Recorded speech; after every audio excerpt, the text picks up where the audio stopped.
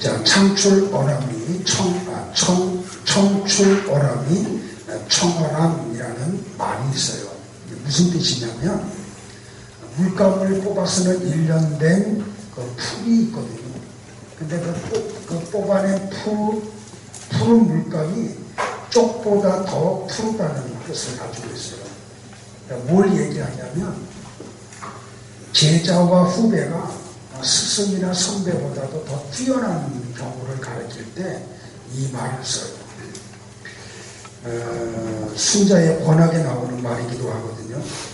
근데 오늘 보면 요한복음 14장 12절에 보면 예수님이 마치 그런 뜻으로 말씀하신 것과 같은 내용이 12절에 나와요. 12절 한번 같이 볼까요? 나를 믿는 자는 나의 하는 일을 저도 할 것이요 또한 이보다 큰 것도 하리니 라고 말이에요. 자, 우리가 예수님보다 더 큰 일을 할 수 있다. 무슨 뜻인가요? 자, 이것을 알기 위해서는 예수님이 무슨 일을 하셨는지를 우리가 알아야 돼요. 왜냐하면 12절에 그렇게 말씀하셨거든요. 나를 믿는 자는 나의 하는 일을 저도 할 것이요. 그러니까 예수님이 무슨 일을 하셨냐는 거죠. 그래야 우리가 그게 뭔지 알아야 우리도 그 일을 할 거 아니에요. 그리고 그걸 알면은 예수님이 한 것보다 더 큰 것도 한다고 말씀을 하세요. 그러니까 오늘 우리가 세 가지 단계로 갈 거예요. 예수님을 믿는다는 게 뭔가, 두 번째는 예수님이 하신 일이 도대체 뭔가, 그리고 세 번째는 예수님보다 더 큰 일을 우리가 할 수 있다고 하신 말씀이 무슨 뜻인가. 오늘 이 세 가지 테마를 가지고 오늘 본문을 같이 공부를 하도록 하겠습니다. 첫 번째는 예수님을 믿는 자가 누구냐는 거죠. 예수님을 믿는다는 게 도대체 뭐냐는 거예요. 자, 오늘 본문 7절을 한번 볼까요? 우리 지난주 설교를 좀 기억하면서 들어가야 돼요.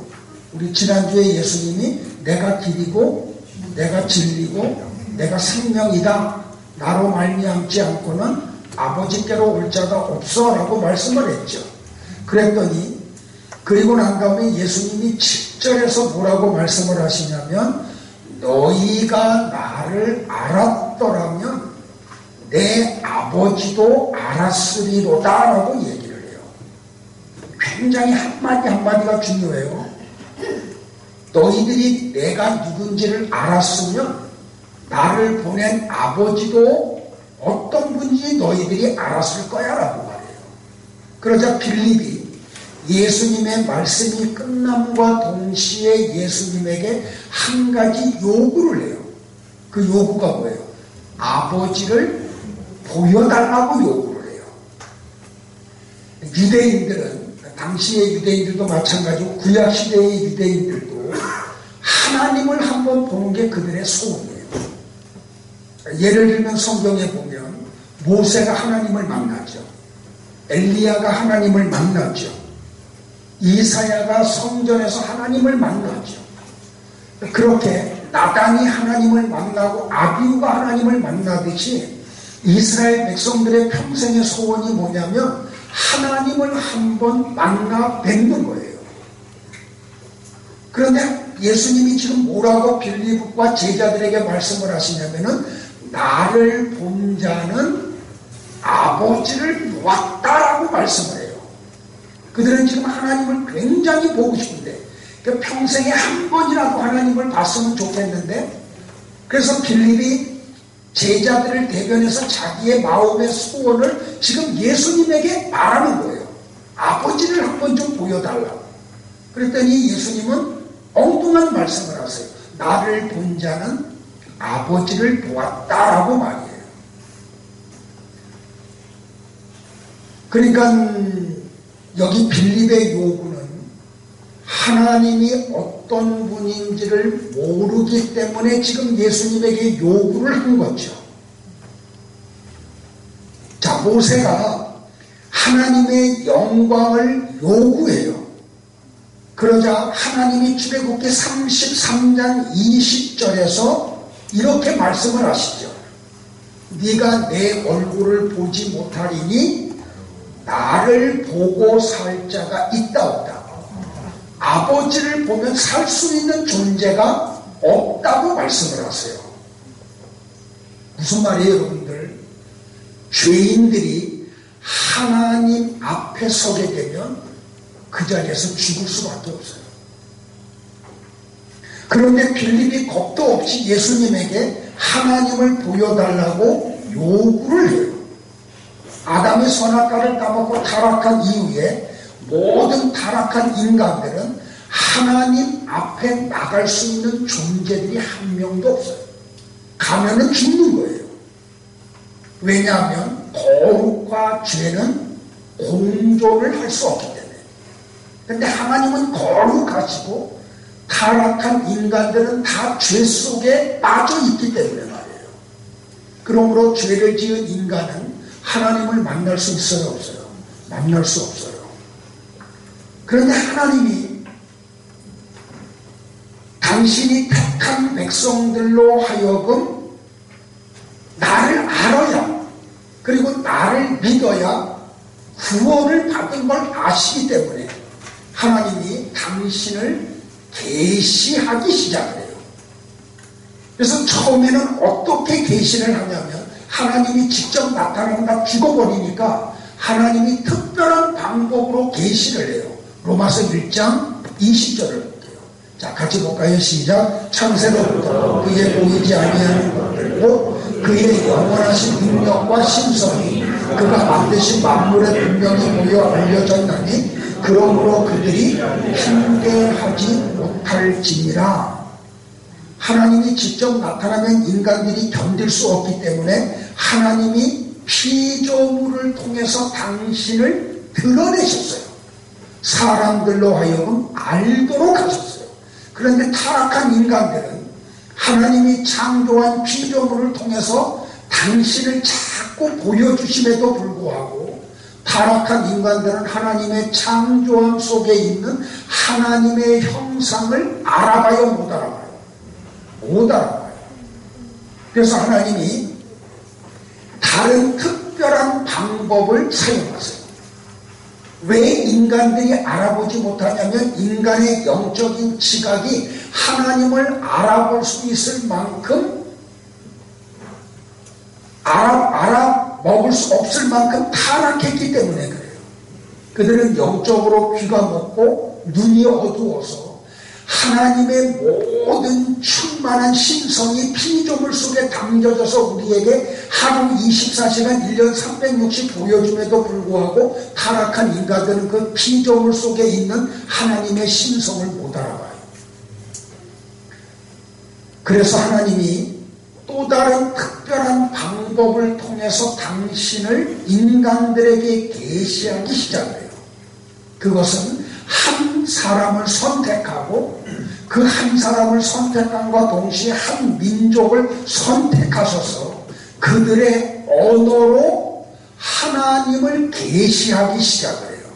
그게 누구예요? 아브라함이고 이스라엘 백성들이었어요. 그러니까 어떤 식으로 해요? 하나님이 선지자들을 그들에게 보내요. 그리고 말씀을 하세요. 그런데 하나님이 선지자들을 통해서 하나님을 설명함에도 불구하고 이스라엘 백성들이 알아들어요? 못 알아들어요?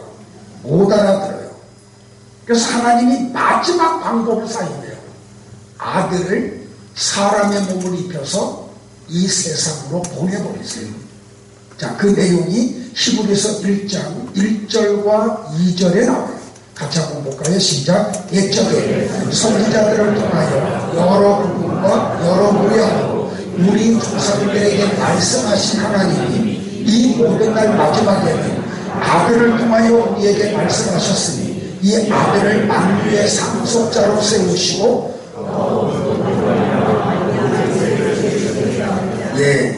자, 하나님은 구약 시대에는 여러 선지자들을 이스라엘 백성들에게 보내서 여러 모양으로 끊임없이 말씀하심으로 당신을 계시해 주셨어요. 그런데 구약의 이스라엘 백성들이 못 알아들어요. 그래서 마지막 때는 하나님이 아들에게다가 사람의 몸을 입혀서 이 땅에 직접 보내주셨어요. 그래서 하나님을 알리게 하셨어요. 그러니까 보세요. 하나님이 창조한 피조물은 그 목적이 하나님을 우리로 인간들로 하여금 하나님이 어떤 분인지를 알게 하기 위해서 창조하신 거예요. 자, 하나님이 구약시대에 선지자를 보낸 목적도 하나님이 어떤 분임을 이스라엘 백성들로 알게 하기 위해서 선지자들을 보낸 거예요. 마지막 시대에 예수님에게 사람의 몸을 입혀서 이 땅에 보낸 목적도 뭐예요? 하나님이 어떤 분임을 알게 하기 위해서 보내신 거예요. 이해되세요, 여러분들? 자, 요한복음 1장 18절을 볼게요. 그 내용이 나와요. 같이요. 시작. 본래 하나님을 본 사람이 없으되 아버지 품 속에 있는 독생하신 하나님이 나타내셨느냐. 이해되세요? 지금 그 내용이에요. 그래서 예수님은 요한복음 14장 9절에서 이 말씀을 하시는 거예요. 14장 9절 볼까요? 시작. 예수께서 이르시되 빌립아 내가 이렇게 오래 너희와 함께 있으되 네가 나를 알지 못하느냐? 나를 본 자는 아버지를 보았거늘 어찌하여 아버지를 보이라 하느냐. 지금까지 말씀이 진행되는 거 이해하시겠죠? 그죠? 그런데 너무나 많은 사람들이 예수님을 보고 있음에도 불구하고 하나님을 못 알아요. 성경은 예수님을 통해 하나님을 본 자들이 하나님을 영접하고 그 영접한 사람들 속에 영생이 이루어진다고 우리에게 말씀해 주셨죠. 요한복음 1장 10절, 11절, 12절이 그 내용이에요. 같이 봐요. 시작. 그가 세상에 계셨으며 세상은 그로 말미암아 지은 바 되었으되 세상이 그를 알지 못하였고 자기 땅에 오니 자기 백성이 영접지 아니하였으나 영접하노라. 곧 그 이름을 믿는 자들에게는 하나님의 자녀가 되는 권세를 주셨으니 라고 얘기해요. 자, 예수님은 하나님이 어떤 분임을 알리기 위해서 오신 분이죠. 그래서 예수님이 어떤 분인지를 알고 그분을 영접하는 사람, 그 예수님을 믿는 사람들에게는 하나님이 어떤 권세를 줘요? 하나님의 자녀가 되는 권세를 주신다고 말씀을 하셨어요. 자, 그러면 예수님을 본 자가 아버지를 보았다라고 하는 뜻이 무엇인지를 우리가 또 살펴봐야 돼요. 예수님이 그래요. 빌립아 나를 본 자는 아버지를 본 거야 라고 말씀을 해요. 그러면 예수님을 보는 자가 아버지를 본다는 이 보는 뜻이 뭔가요? 요한복음에 보면은 보다라고 하는 헬라어가 세 단어가 있어요. 요한복음 20장에 가면 이 본다라고 하는 헬라어가 짧은 구절 속에 세 가지가 집중적으로 우리에게 보여주고 있어요. 자, 보세요. 예수님이 십자가에 죽고 돌아가시고 난 다음에 이제 아리마대 사람 요셉이 자기의 무덤에다가 예수님을 장례를 치러요. 안식 후 첫날 이른 새벽에 마리아와 또 다른 마리아가 예수님의 시신에 향유를 부으려고 이른 새벽에 가죠. 그런데 예수님을 시신을 뉘었던 무덤은 비어있고 그리고 천사가 내려와서 예수님이 부활했다고 소식을 전해주죠. 그래서 이 여인들이 제자들에게 가서 이 소식을 전해줘요. 그러니까 베드로와 요한이 이 소식을 듣자마자 한 걸음에 예수님의 시신을 뉘었던 무덤으로 달려가요. 근데 성경이 참 재미있죠. 같이 출발을 했는데 요한이 베드로보다 달리기를 더 잘했나 봐요. 그래서 요한이 먼저 도착을 했어요. 그래서 무덤에 이르렀는데 요한이 이렇게 구부려서 세마포가 놓여 있는 것을 보았으나 들어가지는 않았어요. 그러고 있는데 베드로가 숨을 헐떡거리면서 도착을 해요. 그리고 나서 베드로가 먼저 무덤에 들어가요. 그리고 세마포가 놓인 걸 보고 또 머리를 쌌던 수건이 세마포와 함께 놓이지 않고 딴 곳에 이렇게 막 엉망으로 있는 게 아니라 박혀 있는 것을 베드로가 봐요. 그때야 먼저 왔던 요한이 베드로를 따라가서 들어가고 그리고 보고 믿었다라고 얘기해요. 성경에 보면 자 요한복음 20장 5절, 6절, 8절에 보았다는 동사가 3번 나와요. 제가 지금 설명드린 내용이 요한복음 20장 5절로부터 8절까지의 내용이에요. 자, 그런데 이 5절과 6절과 8절에 나오는 보다, 보니라는 동사가 우리 성경은 똑같이 보다, 보니, 보았다 이렇게 기록되어 있는데 헬라어 원어 성경을 들어가 보면 그 동사가 다 달라요. 오늘 그거 설명드릴게요. 먼저 20장 5절에 나오는 보았다라고 하는 헬라어가 뭐냐면 블레포예요. 자, 이 블레포라고 하는 단어는 무슨 뜻을 가지고 있냐면 단순히 어떤 형상이 망막을 통해서 인간의 망막을 통해서 들어온 것을 이야기해요. 이게 블레포예요. 자, 지금 여러분들이 저를 보고 있죠. 이게 블레포예요. 어떤 형상을, 모양을 그냥 망막을 통해서 들어온 것, 그걸 보았다라고 그러는데 이건 블레포라고 하는 동사를 써요.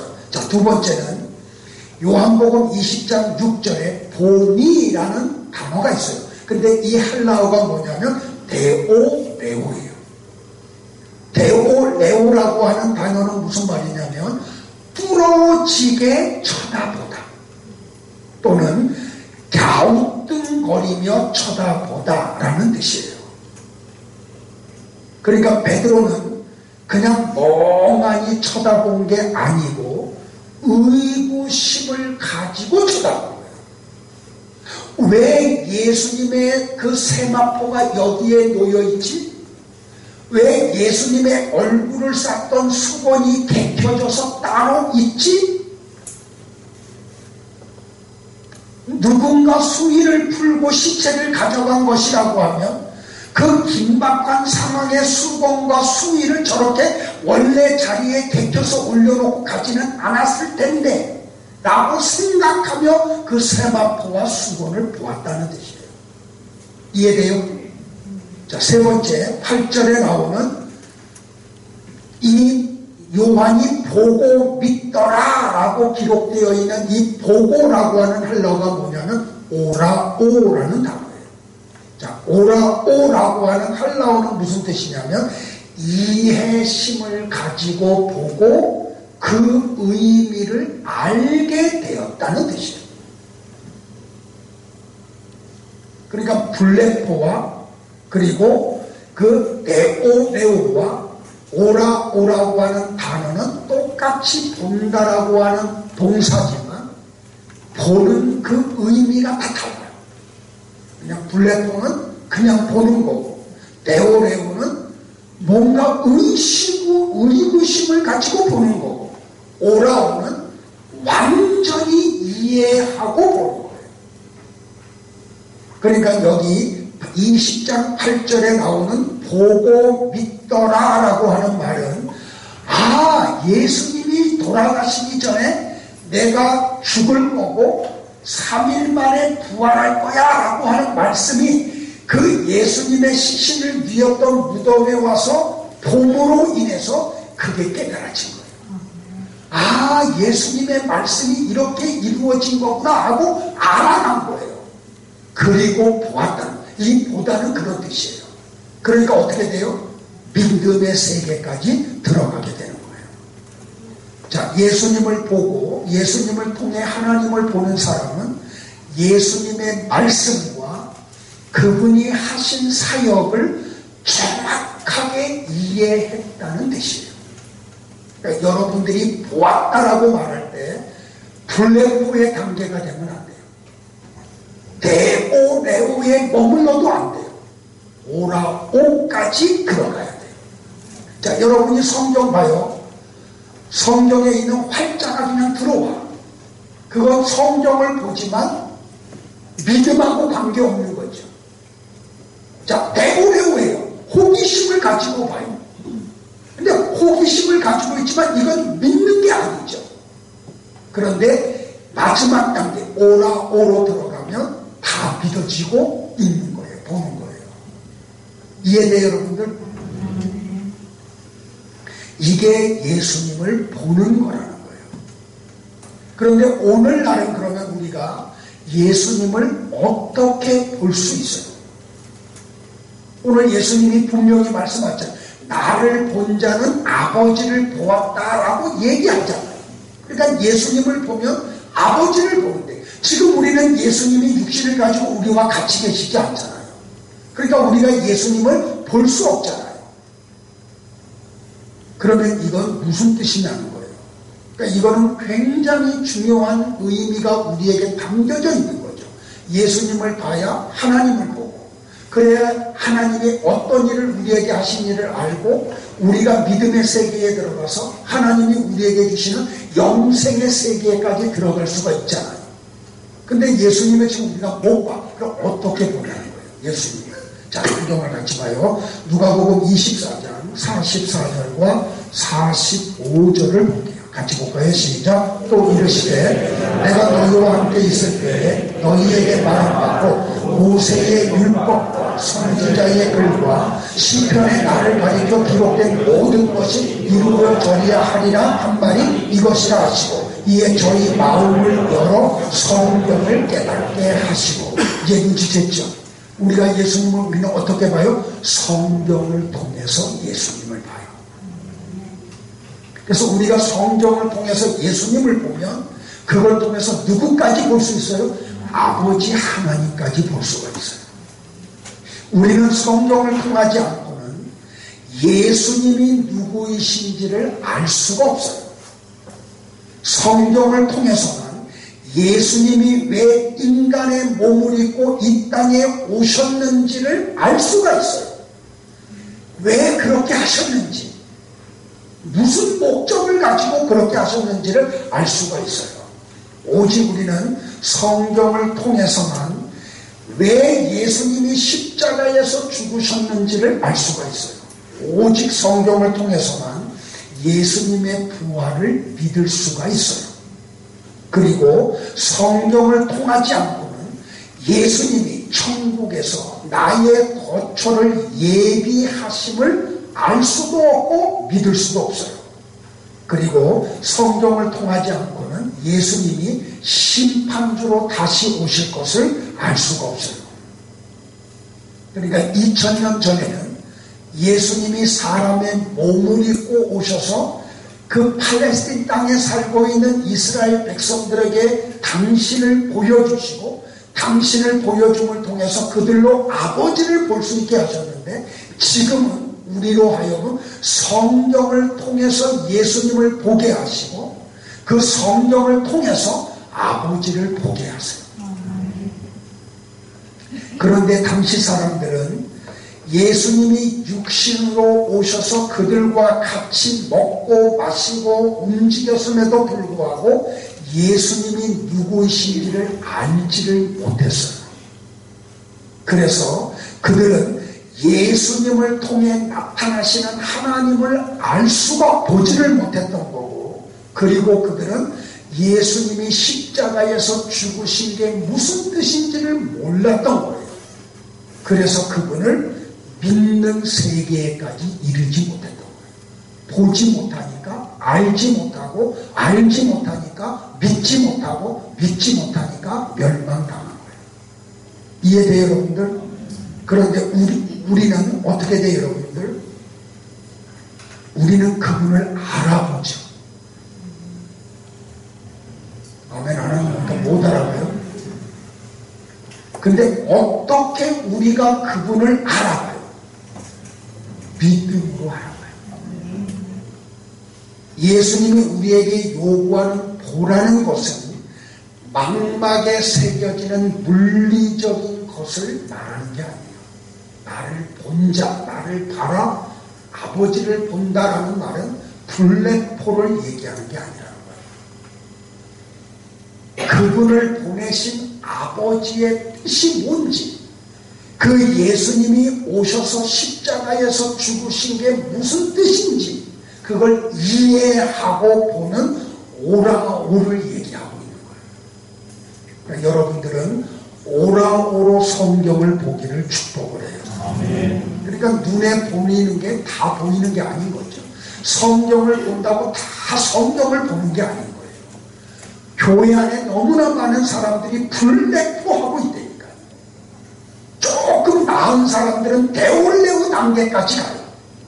근데 진짜 하나님이 선택한 사람은 오라오까지 데리고 가요.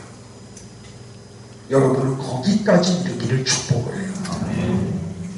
자, 보세요, 여러분들. 예수님이 베드로와 야고보와 요한을 데리고 변화산상에 가시죠. 변화산상에 가서 그분이 하나님의 본체로 잠깐 그들에게 보여주시죠. 근데 제자들이 그걸 봤잖아요. 뭘로 본 거예요? 단순히 블랙포한 거예요. 만약에 그들이 오라오로 예수님의 그 변화된 모습을 보았다 그러면 빌라도의 법정에서 그리고 십자가 앞에서 예수님을 버려두고 도망갈 수 없어요. 근데 그들이 변화산상에서 블랙포의 수준에서 끝나버린 거예요. 그러니까 우리가 어떤 신비로운 걸 보았다. 그런 체험들이 있잖아요. 그죠? 근데 그게 단순히 블랙포 되면 어떤 신앙에 의해서 내부 불이익이 올 때 그 사람은 신앙을 선택하지 못하고 신앙을 떠나갈 수밖에 없어요. 이게 블랙포예요. 이런 것들을 우리가 알고 믿음 생활을 해야 되는 거예요. 그러니까 여러분들이 교회 안에 들어왔다고 성경을 펼쳐놓고 성경을 읽고 있다고 보고 있다고 그 사람이 다 믿음의 세계에 들어간 게 아니고 아버지가 우리에게 예비한 영생을 누리고 있는 게 아니라는 거예요. 그래서 제가 자꾸 교회 안에서 우리 교회 안에서 정말 죄송할 정도로 뭐 어떤 분들은 저한테 와서 막 따지기까지 해요. 그 어쩌란 말이냐고.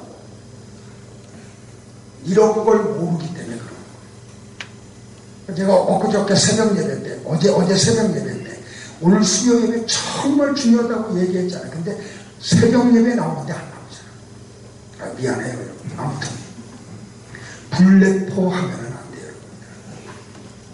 그거는 볶는 게 아니에요. 예수님의 말씀하신 본다라고 하는 것은 영적인 깨달음을 수반한 상태에서 보는 걸 얘기해요. 따라서 보는 것과 믿는 것은 같아요. 그러니까 예수님은 육신의 눈으로 보는 게 아니고 믿음의 눈으로 보는 것을 말씀하신 거예요. 단순히 인간의 눈의 망막을 통해서 들어오는 걸 얘기하는 게 아니에요. 오늘도 우리 찬양대 그 야유회 간 곳에 가서 이렇게 얘기하다가 이태리에서 제가 사역을 할 때 같이 교제했던 성도들 얘기를 좀 나눴어요. 그런데 엉뚱한 데 지금 가 있는 거예요. 그래가지고 막 안타까워서 대화를 나눴어요. 굉장히 믿음이 좋은 사람인 줄 알았는데, 그리고 상당히 어떤 수준 높은 곳에서 다른 성도들을 케어했던 사람인데, 그러니까 우리가 블랙포의 그 수준에 머무르면 얼마든지 그럴 수가 있어요. 그러니까 오늘날도 자꾸 뭘 보려고 하는 사람들이 있잖아요. 그럼 자꾸 꿈 얘기해.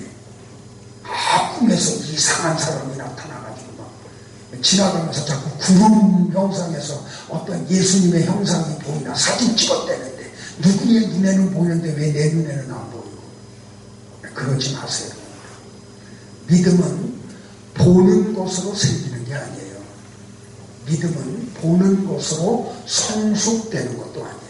자, 보세요, 여러분들. 요한복음 4장으로 넘어가면 왕의 신하가 예수님이 가버나움에 오셨다는 소식을 듣고 한 걸음에 달려오죠. 거기에 예수님이 그 왕의 신하의 아들을 고치는 장면이 나와요. 이 사람이 와가지고 예수님에게 뭘 요청해요? 내려오셔서 내 아들의 병을 고쳐주소서 그러죠. 그때 예수님이 요한복음 4장 48절에서 그 왕의 신하에게 이렇게 얘기해요. 같이 볼까요? 예수께서 이르시되 너희는 표적과 기사를 보지 못하면 도무지 믿지 아니하리라. 그러자 왕의 신하가 예수님에게 연이어 이렇게 말씀해요. 주여 내 아이가 죽기 전에 내려오소서라고요. 예수님이 간절히 구하는 왕의 신하에게 그냥 말씀 한마디 딱 하세요. 가라, 네 아들이 살았어라고요. 근데 여러분들 보세요. 그 다음 성경들이 굉장히 중요해요. 요한복음 4장 50절에 이렇게 기록되어 있어요. 다 같이 볼까요? 시작. 그 사람이 예수께서 하신 말씀을 믿고 가더니라고 얘기해요. 근데 가는 도중에 어떤 일이 있어요? 그 집에서 하인들이 와요. 중간에 만나요. 그러니까 이 아버지가 덜컹하는 거죠. 아들 어떻게 됐니? 살아났는데요. 언제? 그 신하의 그 종들이 하는 얘기를 들어보니까 예수님이 가라, 네 아들이 살아있다라고 말할 때 믿고 가는 순간 그 시간하고 딱 맞은 거예요. 보세요, 여러분들. 믿으면 보이는 것이 믿음의 원리예요. 믿으면 보여요. 그러니까 우리는 믿음이 앞서야 돼요. 믿으면 바라는 것이 우리의 눈에 보여요. 자, 요한복음 11장에 가면 죽었던 나사로를 살리는 또 장면이 나오죠. 자, 베다니에 있는 마르다와 마리아가 예루살렘에 있는 예수님에게 사람들을 급하게 보내서 얘기하죠. 예수님, 당신이 사랑하는 우리 오라버니가 병들어 죽게 생겼습니다. 빨리 와서 고쳐주세요. 근데 요한복음 11장 보세요, 여러분들. 예수님이요, 의도적으로 안 가세요. 예루살렘에서 방금 막 유대인들에 의해서 돌에 맞아 죽을 지경에서 간신히 빠져나가거든요. 근데 마르다와 마리아가 보낸 사람들의 얘기를 듣고 예수님이 제자들에게 뭐라 그래요? 야, 예루살렘으로 다시 가자. 그러니까 제자들이 이해를 못해요. 아니, 사랑하는 자가 병들어 죽게 됐다는데 방금 돌에 맞아 죽을 지경이었던 그 예루살렘으로 다시 가죠. 그러니까 제자들이 이해를 못해요. 시간이요, 나흘이나 지나가요. 나흘이나 됐는데, 그러니까 다시 말하면 나사로가 죽고 장례 치르고 나흘이나 지난 거예요. 근데 그걸 예수님이 예루살렘에서 얘기해요. 야, 우리 베다니 가자. 그러니까 제자들이 어이없어요. 근데 예수님이 뭐라 그래요? 야, 우리 나사로가 잠잔다. 내가 그를 깨우러 갈 거야. 그래요. 근데 그 잠잔다는 뜻이 무슨 뜻이었어요? 죽었다는 뜻이죠. 깨우러 간다는 말은 뭐예요? 다시 살리는 걸 얘기하죠. 그러니까 제자들은 도무지 예수님을 이해를 못해요. 그래서 베다니에 도착을 해요. 그랬더니 마리다가 먼저 오고 그 다음에 마리아가 또 찾아와서 이 두 여자가 예수님한테 좀 짜증을 내죠. 아, 왜 이제 왔냐고. 그 가까운 거리에서. 아, 금방 오셔야지. 그러면서 얘기해요. 우리 오라버니가 죽기 전에 오셨으면 죽지 않았을 텐데. 예수님이 어떻게 해요? 나사로를 그 장례 치른 무덤 앞에 와가지고 우시면서 그러잖아요. 저 돌아오게 놓으라. 그런데 그리고 난 다음에 나사로야 나와라 그러잖아요. 그러니까 나사로가 나오잖아요. 그죠? 근데 여러분들 보세요. 재미있는 장면이 뭐냐면 요한복음 11장 40절에서 마리아에게 예수님이 이렇게 말씀해요. 자, 같이 볼까요? 시작. 예수께서 가라사대 내 말이 네가 믿으면 하나님의 영광을 보리라 하지 아니하였느냐. 이 순서 붙이지 마세요. 네가 믿으면 하나님의 영광을 보게 된다라고 얘기해요. 그러니까 마르다에게 예수님께서 하신 말씀의 요지가 뭐냐면 너는 보고 믿으려고 하는데 아니야, 믿으면 보여 라고 말씀하시는 거예요. 자, 예수님은 바로 이런 의미로 14장 11절에서 지금 제자들에게 이렇게 말씀을 하고 계시는 거예요. 같이 볼까요? 시작. 내가 아버지 안에 있고 아버지께서 내 안에 계심을 믿으라. 그렇지 못하겠거든 행하는 그 일을 인하여 나를 믿으라. 여러분, 이거 굉장히 중요해요. 자, 예수님이 제자들에게 하는 말이에요. 아버지가 내 안에 계셔. 자, 아버지께서 내 안에 계심을 믿어야 돼, 너희들. 근데 너희들이 그렇게 믿지 못하겠거든. 그러면 내가 행하는 그 일로 인하여 나를 믿어라 라고 얘기해요. 이거 굉장히 중요한 점이에요. 여러분, 성경책의 요한복음 14장 11절을 칼라펜으로 표시 꼭 해보세요. 그리고 예수님이 하신 말씀, 야, 아버지가 내 안에 있어. 그러니까 너희들은 나를 믿어야 돼. 그런데 너희들의 눈에 보이지 않게 너희들 못 믿지. 그러면 어떻게 하냐면 내가 하는 일, 그것을 보고 믿어야 돼. 이 얘기예요. 그러면 여러분들 여기서 지금 예수님이 하시는 말씀, 내가 행하는 일이 무엇이냐는 거예요. 예수님이 행하시는 그거. 그러니까 우리가 예수님 안에 아버지가 계신 것을 보지 못하고 믿지 못하면 그러면 예수님이 행하는 그 일로 인해서라도 예수님을 믿으라고 지금 예수님이 말씀하시잖아요. 예수님이 행하신 일이 뭐냐는 거예요. 너무나 많은 사람들이, 이 설교자들이 예수님이 행하신 일을 어떻게 해석을 했냐면 물로 포도주를 만들고 왕의 신하의 아들을 고치고 보리떡 5덩어리와 물고기 2마리로 5,000명을 배불리 먹이고 요동치는 바다 위를 걸어가시고 38년 된 병자를 말씀으로 고치시고 죽은 나사로를 살리시고 그런 나면서부터 소경된 사람의 눈을 뜨게 하시고 그것들을 이야기해요. 근데 여러분들 보세요. 우리 요한복음 공부했지만 그 모든 것은 뭐예요? 표적이라 그랬죠. 표적은 뭐라 그랬어요? 헬라어로 세메이온이라고 그랬죠. 영어로 그게 뭐라고요? 사인이라고 그랬죠. 우리나라 말로 하면 표지판이라고 그랬죠. 그래서 요한이 예수님이 많은 표적을 행하셨음에도 불구하고 요한복음의 7가지의 표적만 기록을 했죠. 이 표지판이 가리키는 목적지가 어디라고 그랬어요? 요한복음 20장 31절. 그건 머리에다 이제 넣어야겠죠. 요한복음 20장 31절이 뭐예요? 예수께서, 구원자 되시는 예수께서 누구라고요? 하나님의 아들, 메시아, 그리스도, 구약에 예언되었던 메시아임을 너희들이 믿고 그 믿음을 힘입어 생명을 얻게 하려 합니다. 이것 때문에 예수님이 표적을 행하신 거잖아요. 그러니까 예수님의 표적을 본 모든 사람들이 예수님을 다 믿었어요. 갈릴리 가나 혼인잔치집에서 예수님이 만들어 놓은 그 물로 포도주 마신 사람들이 다 예수님 믿었어요. 베데스다 연못가에서 38년 된 그 환자를 고치신 걸 보았던 모든 사람들이 다 믿었어요. 왕의 신하의 아들을 고치시는 그 모습을 본 사람들이 다 믿었어요. 그 베세다에서 오병이어의 표적 속에 들어갔던 사람들이 다 예수님 믿었어요? 아니잖아요. 그런데 신비롭게 어떤 소수의 사람들은 그분을 믿어요. 예수님이 하나님이 보내신 구원자이심을 믿어요.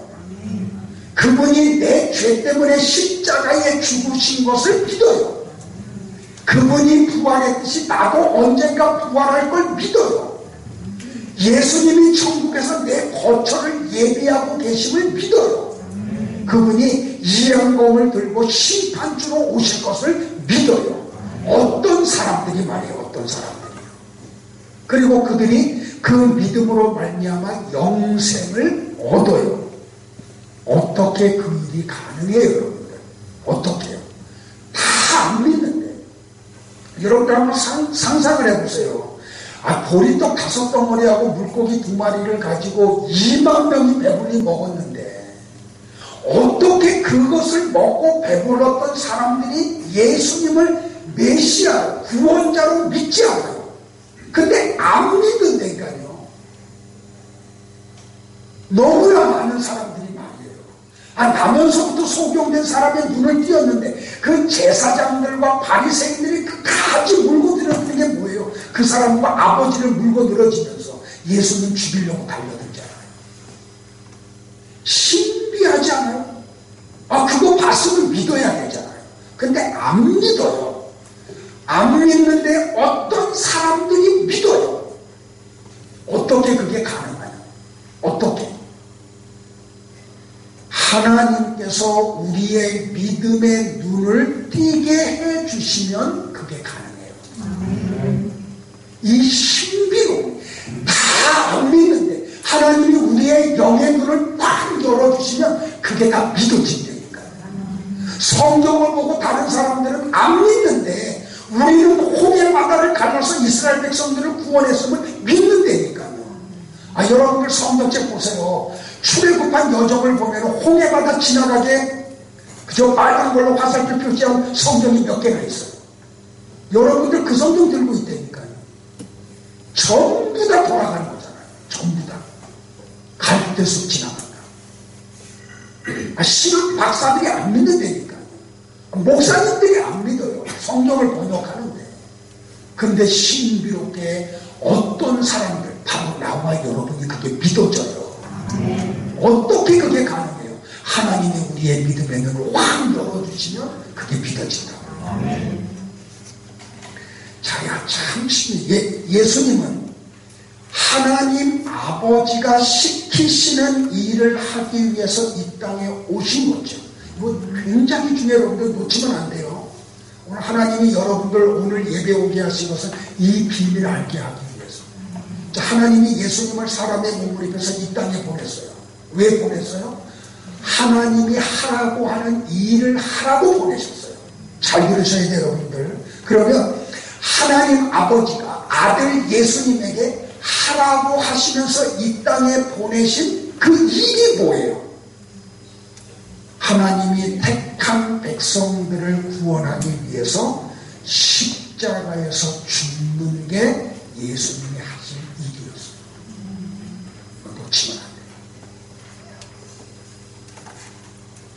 다시 여러분들, 다른 건 다 표적이라고 했어요. 그건 예수님이 이 땅에 와서 아버지가 하라고 하신 일이 아니에요. 물을 포도주 만들고 병자들을 고치시고 바다 위를 걸어가시고 조그마한 거 가지고 많은 사람을 먹이시고 죽은 자를 살리고, 이거는 아버지가 아들을 이 땅에 보내면서 하라고 하신 일이 아니에요. 그건 다 표적이라고. 그럼 아버지가 아들을 이 땅에 보내서 하라고 하신 일이 뭐냐는 거예요. 십자가에서 죽으라는 거예요. 그게 아버지가 아들을 이 세상에 보내시면서 하라고 하신 유일한 일이에요. 이해돼요? 믿어져요? 자, 요한복음 10장 37절과 38절 놓치지 마세요. 시작. 만일 내가 내 아버지의 일을 하지 아니하거든 나를 믿지 말려도 내가 행하거든 나를 믿지 아니할지라도 그 일은 믿으라. 그러면 너희가 아버지께서 내 안에 계시고 내가 아버지 안에 있음을 깨달아 알리라 하신대. 보세요, 여러분들. 예수님이 굉장히 중요한 말씀을 하세요. 아버지가 나를 이 세상에 보내신 것은 십자가에 죽으라고 그 일 하라고 보내셨는데, 내가 그 일을 하지 않으면, 내가 십자가에서 대속의 죽음을 죽지 않으면 나 믿을 필요 없어요. 그 예수님 믿을 필요 없다는 거. 이거 예수님 말씀이에요. 그런데 내가 아버지가 나를 이 세상에 보내시면서 하라고 하신 일, 십자가에서 죽으라고 하는 일을 내가 행하면 너희들은 나를 믿어야 돼. 그런데 내가 혹시 아버지가 하라고 한 일을 안 하면, 내가 행하거든 나는 믿지 않을지라도 내가 한 일을 믿으라 그래요. 야, 나는 안 믿어도 좋아. 그런데 아버지가 나보러 하라고 한 십자가를 믿으라는 거예요. 십자가가 뭐인지를 믿으라는 거예요. 그게 구속인 건 믿으라는 거예요. 이거 예수님 말씀이에요. 그러면 너희가 아버지께서 내 안에 계시고 내가 아버지 안에 있음을 깨달아 알게 될 거야. 이해돼요?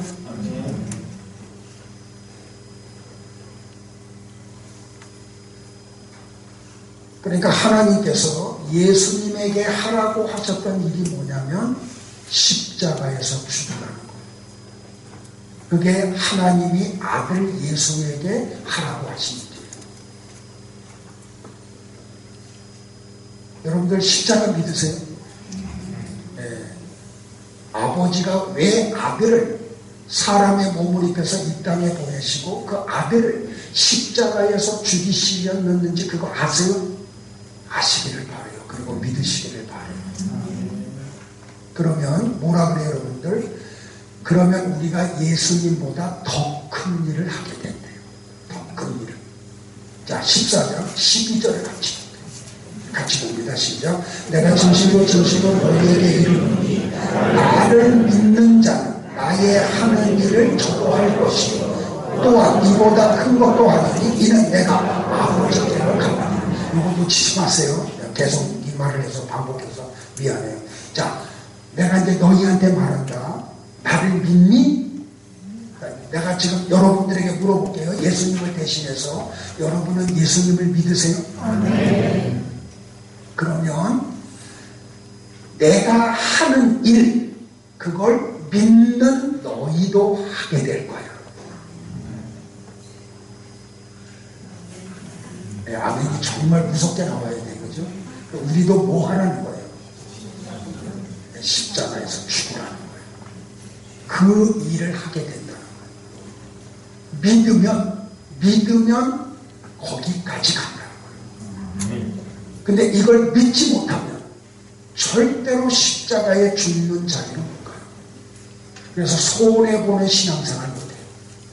이 세계, 이 단계에 들어가지 못합니다.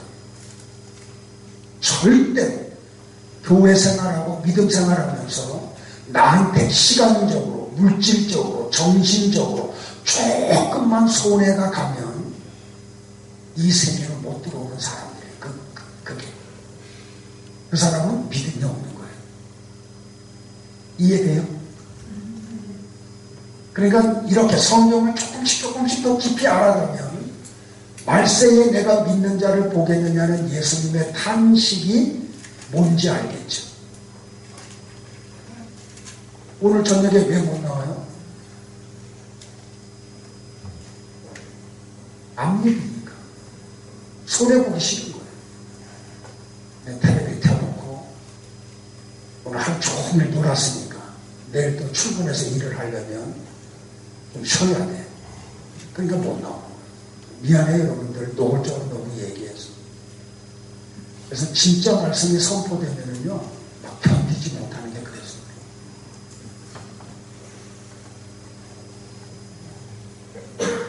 그러니까 예수님을 믿는 자는 예수님이 하는 일을 하게 된다는 거예요.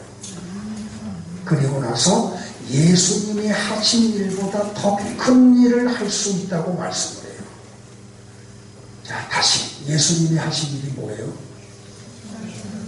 예수님을 믿는 사람이 예수님이 하신 일을 할 수 있다는 말씀은 무슨 뜻이에요? 예수님보다 더 큰 일을 할 수 있다는 말씀은 또 무슨 뜻이에요?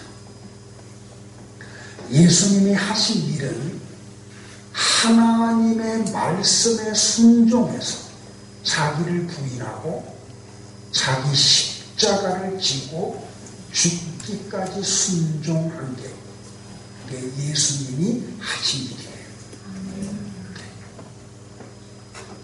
그러니까 그게 예수님이 하신 일은 십자가에서 죽는 거죠.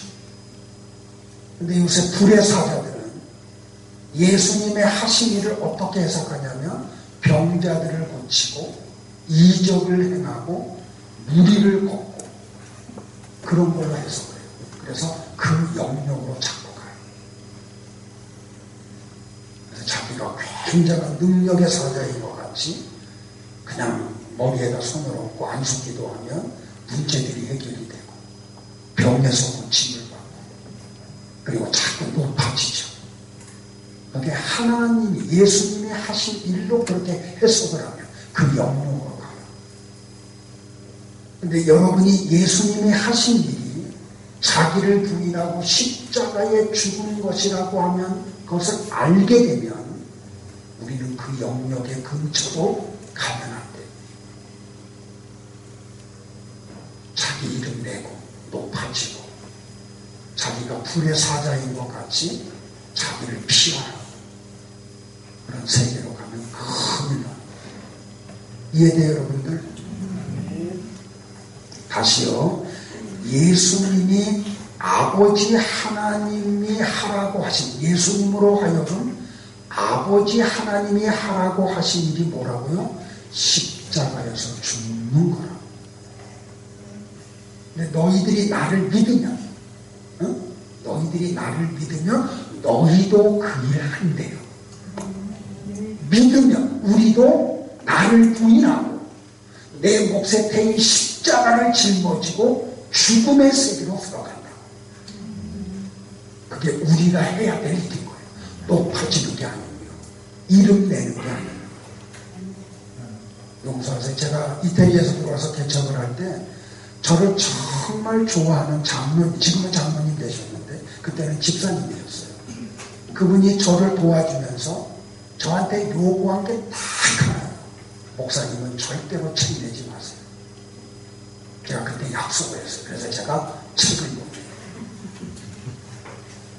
정말 깊이 생각났어요. 그분이 이것까지 알고 나한테 그 요구를 했는지는 모르지만 지금 와서 보니까 하나님이 그분을 통해서 나로 하여금 자기를 부인하고 십자가에 가서 죽으라고 하는 걸 나한테 가르쳐 주신 거예요.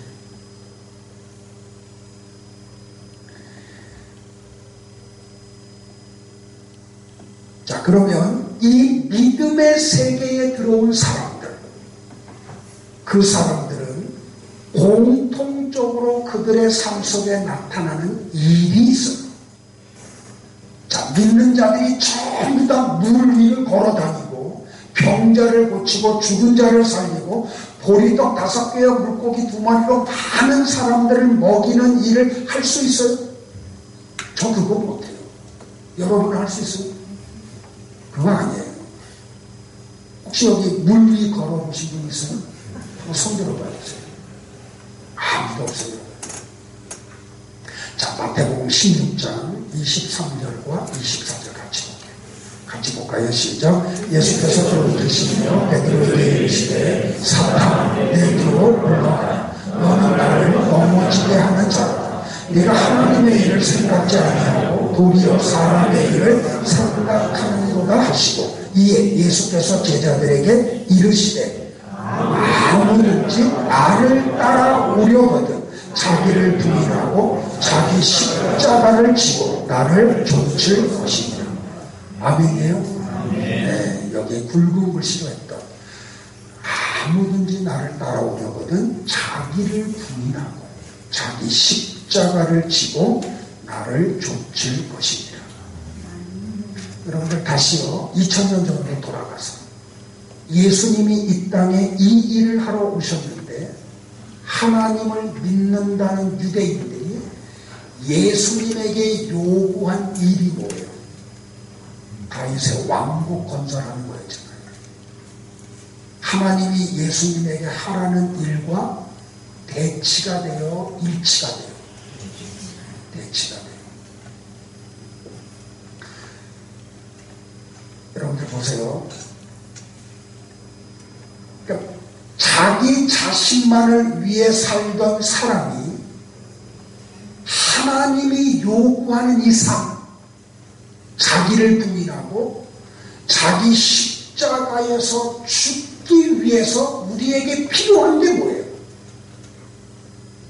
믿음이에요. 다른 거 아무것도 없어요. 믿음이에요.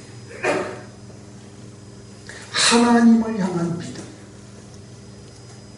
하나님의 약속에 대한 믿음, 천국이 있다는 믿음, 그곳에 가면 하나님이 상급을 예비하셨다는 믿음, 우리는 천국에서 영원히 산다는 믿음, 그 믿음이 있으면 자기를 부인하고 자기 몫에 태인 십자가를 짊어지는 삶 속에 들어갈 수 있습니다. 네. 이 믿음이 생긴 사람은, 이 믿음이 생기지 않으면 절대로 손해보는 거 안 해요. 절대로. 요만큼도 손해 안 보고 가요. 약간 흉내내는 사람들이 있죠. 손해보는 척하는 거. 근데 진짜 믿음의 세계로 들어가면 이 세계로 들어가요. 저도 그래서 하나님 앞에 이 믿음 달라고 지금 기도해요. 여러분도 그 기도하기를 축복을 해요. 어느 날 제자들이 예수님에게 와서 물어보죠. 우리가 어떻게 하여야 하나님의 일을 하니까? 그때 예수님의 답변이 뭐예요? 요한복음 6장 30절에 나와요. 자, 같이 볼까요? 시작. 하나님의 보내신 자를 믿는 것이 하나님의 일을. 누구 믿는 거예요? 우리가 해야 될 일은 예수님 믿는 거예요. 그게 하나님의 일이에요. 예수님 믿으면 어디로 가요? 자기를 부인하는 세계 속으로 들어가요. 자기 십자가를 짊어지는 그 삶 속에 들어가요. 그게 우리가 해야 될 일이에요.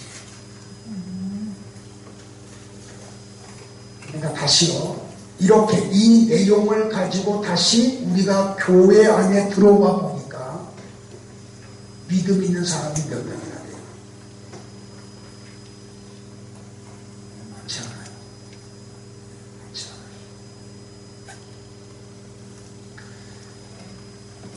자, 우리가 이 땅에서 해야 할 하나님의 일은 예수님을 믿는 거예요. 자, 이렇게 한번 표현할게요. 예수님을 믿고 까짓것 한번 이 세상에 죽어보자. 그래 보기 바래요. 나를 비우고 손해를 보면서 다른 영혼들을 살려내는 삶을 살지. 자, 갈라디아서 2장 20절에서 바울이 이런 의미로 갈라디아서 2장 20절을 쓴 거예요. 같이 볼까요? 시작. 내가 그리스도와 함께 십자가에 못 박혔나니 그런즉 이제는 내가 산 것이 아니요 오직 내 안에 그리스도께서 사신 것이라. 이제 내가 육체 가운데 사는 것은 나를 사랑하사 나를 위하여 자기 몸을 버리신 하나님의 아들을 믿는 믿음 안에서 사는 것이라. 자, 좀 더 깊이 와요. 이 말씀이 오면 좀 더 깊이 여러분들에게 다가오기를 축복해요. 예수님은 공생의 기간 동안 열심히 하나님의 일을 하셨어요. 그런데 예수님이 하신 일은 범위가 이스라엘 땅에 국한됐죠. 그리고 그분이, 하나님이신 그분이 3년 동안 자기를 부인하고 십자가를 통해서 구원한 사람의 숫자가 얼마나 돼요? 얼마 안 돼요.